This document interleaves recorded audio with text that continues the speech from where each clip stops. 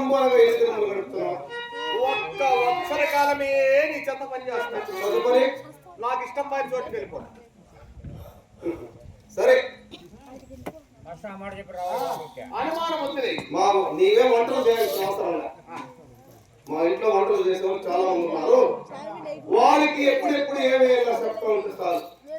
వారికి పెద్దవైంది. సరే వంటగృహం చూస్తాం.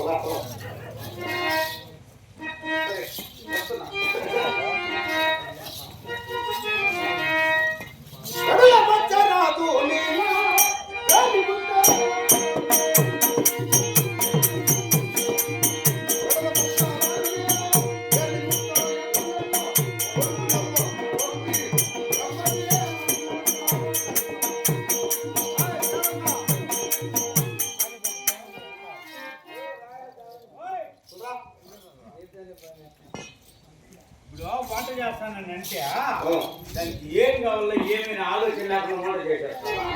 వంట చేయలేదు కాదు దెబ్బతిప్పుడేనా